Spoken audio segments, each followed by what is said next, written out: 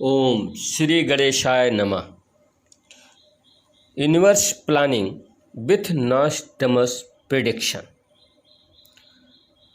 नॉस्ट्रडमस की भविष्यवाणियों के अनुसार यूनिवर्स की क्या प्लानिंग है।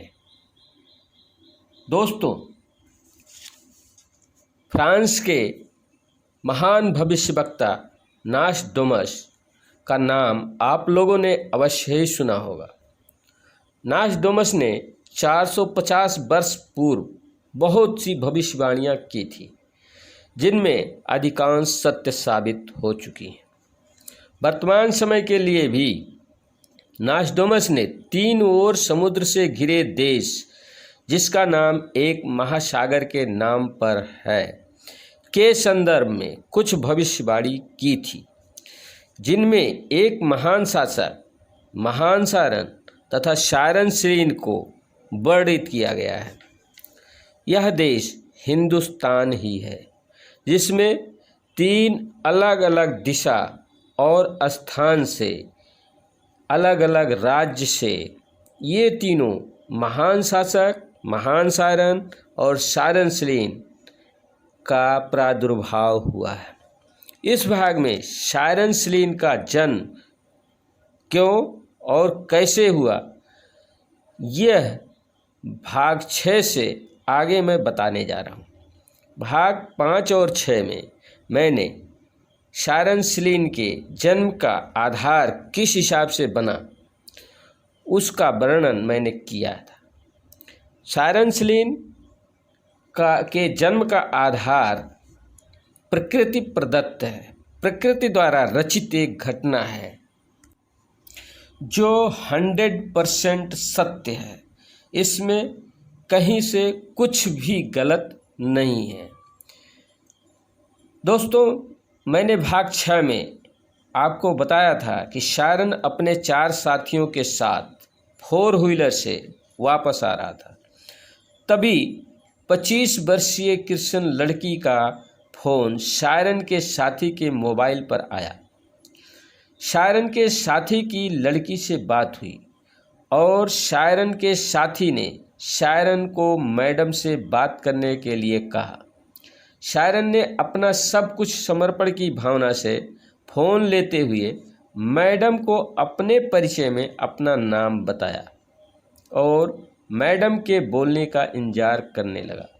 उधर से आवाज़ न आने पर पुनः अपना नाम दोहराया। फिर मैडम ने पूछा, कब आओगे? मैडम के इस इकलौते प्रश्न में ही सारण को अपना जवाब मिल गया।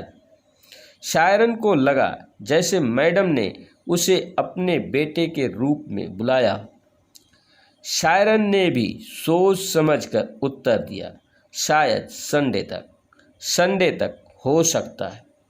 सारण का ऐसा कहने के पीछे भी रहस्य छुपा था, क्योंकि सारण का उनके बेटे के रूप में आना प्रकृति के अधीन था। इसलिए सारण ने शायद शब्द का इस्तेमाल किया। उस दिन बृहस्पतिवार था। सारण ने मैडम के बोलने का इंतजार किया। कोई आवाज़ न आने पर सारण ने पूछा, और सब ठीक है? फिर भी जब कोई उत्तर नहीं मिला तो सारण ने ओके ठीक है ओके कहकर फ़ोन वापस अपने साथी को दे दिया।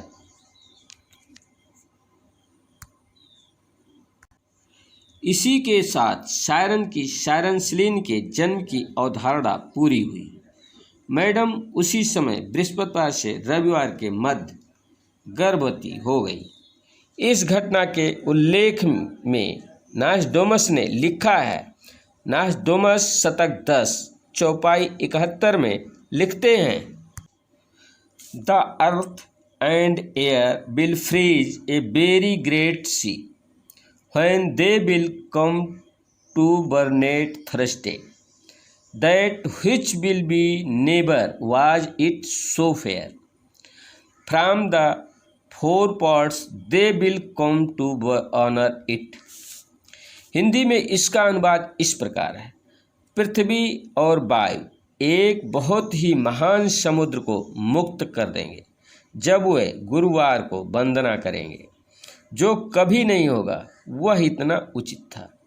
4 भागों से वे इसे सम्मानित करने आएंगे।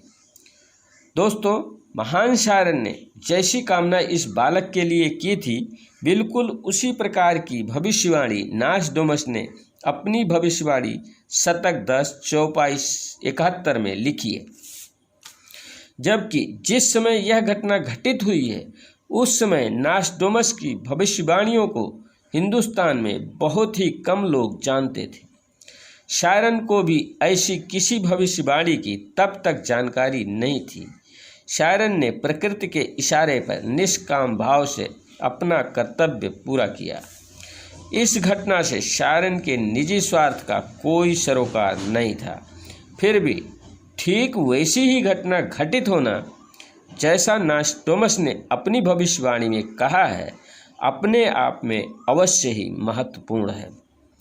आज जो होना है होकर रहेगा, सावधान हो जाएं। नॉस्ट्रडेमस ने लिखा है, पृथ्वी और वायु एक बहुत ही महान समुद्र को मुक्त कर देंगे। ज्योतिषीय विश्लेषण में इनका संबंध पंचतत्व क्षिति, जल, पावक, गगन, समीर से है, जिससे मिलकर शरीर बना है। नॉस्ट्रडेमस की यह भविष्यवाणी शायरन की शायरनशिलेन के लिए की गई कामना के समान ही है। नॉस्ट्रडेमस ने शतक 5 चौपाई 75 में लिखा है, सूर्य और शुक्र का नियम संघर्ष में भविष्यवाणी की भावना को लागू करना ना तो किसी को समझ आएगा, ना ही महान मसीहा का कानून सूर्य के माध्यम से धारण करेगा। यहाँ इस चौपाई का अभिप्राय हिंदू और मुस्लिम धर्म से है, जहाँ शायरन हिंदू है और वहीं बालक को जन्म देने वाली माता मुस्लिम। चूँकि शायरन ने अपने हिंदू धर्म के अनुसार बालक के जन्म की सारी कामनाएं पूरी की हैं, इसीलिए नॉस्ट्रडेमस ने लिखा है, महान मसीहा का कानून सूर्य के माध्यम से धारण करेगा। मैडम को बात होने के 7 माह में बेटा मिल गया। बच्चे का जन्म मध्यरात 2 से 3 बजे के मध्य हुआ है। बच्चे के जन्म के पश्चात मैडम की आवाज़ शायरन को स्वप्न में सुनाई दिया, आपका बेटा हमें मिल गया। स्वप्न में मैडम बेड पर लेटी हुई थी तथा बच्चा थोड़ी दूरी पर था। शायरन की प्रकृति से कामना थी कि बच्चे के जन्म की सूचना उसे तुरंत दी जाए तथा 9 माह जैसा स्वस्थ बालक 7 माह में हो। वही हुआ। मैडम से शायरन की अंतिम मुलाकात बच्चे के जन्म से लगभग 3 माह पहले हुई थी। बच्चे के जन्म की पुष्टि हेतु शायरन ने अपने एक साथी को भेजा था। उस समय मैडम बच्चे को लेकर लॉबी में घूम रही थी। उसके बाद से शायरन की मुलाकात मैडम से अभी तक नहीं हुई है। शायरन पुनः दूसरी जगह चला गया, जैसा वह पहले से ही चाहता था कि काम पूरा होने के बाद मैं यहाँ से मूव कर जाऊँ। वैसा ही हुआ। इस प्रकार वह देवी शायरन की दोस्त है, बहन है और माँ भी है, क्योंकि यह बालक शायरन का ही दूसरा रूप है। दोस्तों, 1995 में शायरन ने जो स्वप्न देखा था, उसमें छोटी लड़की की उम्र लगभग 13 वर्ष थी। इस घटना में भी वह लड़की मध्य में जो शुक्ला परिवार था, उनके बगल में ही रहती थी। इस लड़की का शायरन के प्रति निस्वार्थ प्रेम शायरन को प्रेरणा प्रदान करता था, जिसकी शायरन को उस समय अत्यंत आवश्यकता भी थी। नॉस्ट्रडेमस की पेंटिंग में 13 वर्ष की लड़की के स्थान पर 25 वर्ष की क्रिश्चियन लड़की का पिक्चर दिया हुआ है। एक बार बच्चे के जन्म के बाद 3-4 माह में शायरन को एक फ़ोन आया। थोड़ी सी बात हुई, फ़ोन तुरंत कट गया। पुनः शायरन के फ़ोन किया, जिस पर बच्चे के रोने की छड़ी का आवाज़ आई। तुरंत फ़ोन काट दिया गया। बच्चे के रोने की आवाज़ ने शायरन को विचलित कर दिया। शायरन को ऐसा लगा जैसे उसी बच्चे की आवाज़ हो। दोस्तों, इस प्रकार की भविष्यवाणी कुरान में इमाम मेहदी के जन्म के संबंध में भी लिखी हुई है, जहां आवाज़ के माध्यम से इमाम मेहदी के जन्म की भविष्यवाणी की गई है। दोस्तों, नास्टोडमस ने अपनी भविष्यवाणी के शतक 10 चौपाई 75 में जीसस 2 के लिए लिखा है। नास्टोडमस भविष्यवाणी शतक 10 चौपाई 75, लंबे समय से प्रतीक्षित वह कभी नहीं लौटेगी यूरोप में, वह एशिया में दिखाई देगा, महान हर्मेस से जारी लीग में से एक, और वह पूरब के सभी राजाओं से बढ़ेगा। दोस्तों, यह प्रकृति का संपूर्ण विश्व को नायब तोहफा है। जहाँ शायरन हिंदू है, वही बच्चे को जन्म देने वाली माता मुस्लिम, और इस घटना को पूर्णता प्रदान करने वाली लड़की क्रिश्चियन। अर्थात मुस्लिम के लिए यह बालक इमाम मेहदी, तो क्रिश्चियन के लिए जीसस 2 और हिंदू धर्म के अनुसार अवतार है। प्रकृति आप सभी को इस घटना के माध्यम से यहाँ यही बताना चाहती है कि ईश्वर, अल्लाह, गॉड सब एक है और हम सबको बिना भेदभाव के मिलकर रहना चाहिए। प्रकृति ने किस प्रकार सभी मुख्य धर्मों को, हिंदू, मुस्लिम, क्रिश्चियन को एक साथ लाकर सबके मन में एक दूसरे के प्रति आदर और सम्मान की भावना पैदा की और इस घटना को पूर्णता प्रदान किया। अतः प्रकृति से बड़ा खिलाड़ी कोई और नहीं है। इस घटना का अभिप्राय यह है कि ब्रह्मांड, यूनिवर्स के नियम इंसान और इंसान में भेद नहीं करता, बल्कि इंसान ने ही अपने स्वार्थ की पूर्ति के लिए विभिन्न प्रकार के आडंबरों को ओढ़कर एक दूसरे से खुद को अलग करता गया, जिसका परिणाम आज इंसान दूसरे धर्म के लोगों को काफिर समझने लगा। ब्रह्मांड का नियम है, क्रिया के बराबर व विपरीत प्रतिक्रिया होती है।